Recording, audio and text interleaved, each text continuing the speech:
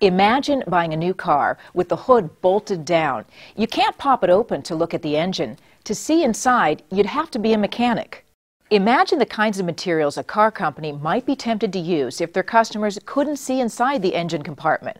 Would they go so far as to leave out important parts if they thought they could get away with it? As unlikely as it sounds, this scenario is happening right now, only it's not in the automotive industry. It's happening to people who sew. I don't expect to spend several $100s on a machine that was a piece of junk. Even now when I talk about it, I'm getting aggravated and upset. If this machine had been a real-life person, or if somebody would have been there from that company, I would have picked this machine up and tossed it right at them. Americans love to sew. It's estimated more than 35 million of us have a sewing machine at home. Every year we spend more than $8 billion on sewing machines, accessories, and supplies. That's more than we spend on purchasing DVDs, more than we spend on cruises, and more than we spend on department store makeup, skincare, and fragrances. Studies show sewing is a soothing activity. It's medically proven to reduce stress. Many people report the primary reason they sew is for fun. I think it's coming up. Okay. But it really stops being fun when you realize you've been ripped off and paid several $100s for what's essentially a toy. Bob Juniman has been repairing sewing machines for 30 years. At his store here in a suburb of Denver, he services all the major brands. See, what you have to understand is that a sewing machine is a very precise instrument, and it's timed, and if the needle comes down in the wrong place, if the relationship to the hook isn't quite right, the machine jams, it breaks a needle, it does damage to the hook. These aren't things that relieve stress. The closer Juniman looked, the more he noticed a disturbing trend in the way certain machines were being manufactured. They started using less metal in certain parts. You could measure with a caliper and see it getting thinner and thinner. You know, it's just a lack of respect for the consumer, is how it seems to me. Then Juniman saw something that really made him mad. What really ticked me off is when I opened up this one particular brand of machine and I found there was actually no frame inside of it. It's just plastic covers with parts screwed in. It was like a toy. Why does a sewing machine need a frame? Because at the high rate of speed that needles and hooks go to make stitches, if the frame is not substantial, things flex and you get bad performance. You might even have a needle smack directly into a hook. I mean, that could be dangerous. Needles can become projectiles. I actually pulled a needle out of my forehead once on the bench because two pieces came together at a high rate of speed. This is exactly what happens when you don't have a metal frame. As you notice, there's a lot of movement in places where there should be none. And if the frame doesn't constrict the machine so that that can be the case, then the machine's kind of free to just flex as it sees fit. So the net result would be hooks and needles colliding, which could be dangerous, or lots of skip stitches because the needle and the hook are too far apart. Sewer Sandy Thompson learned firsthand what it was like to use one of these machines.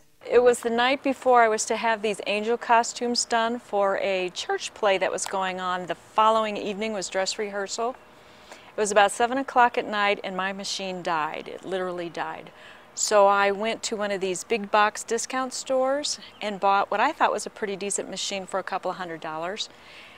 And I got it home, and within a half an hour, the straight stitch was not working. The zigzag was making some weird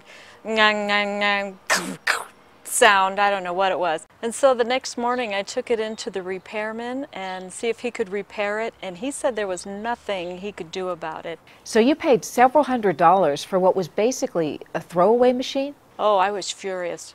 Up to 3 o'clock in the morning fighting with that thing, I was livid. Juniman says his service business has seen a dramatic increase in these poorly made machines. So many, in fact, he began to take pictures when they came in.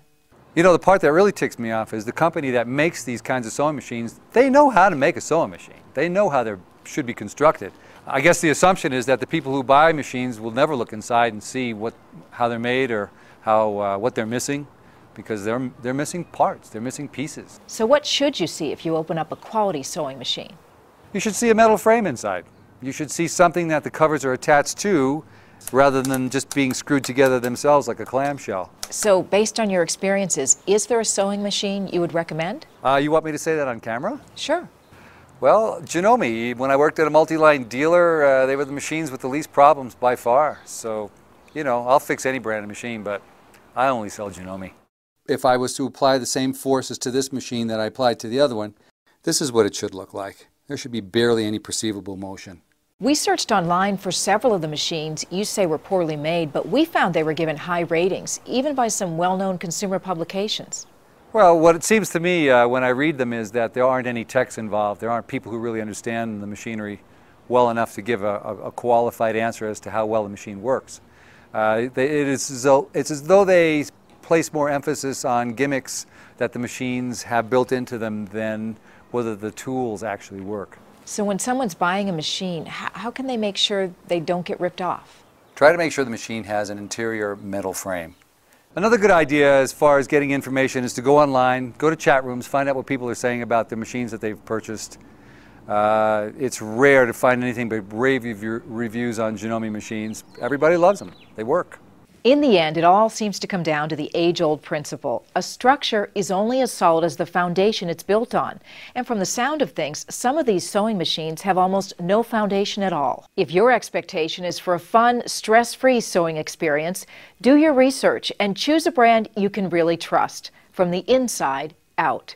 For Consumer Watch, I'm Kathy Marshall.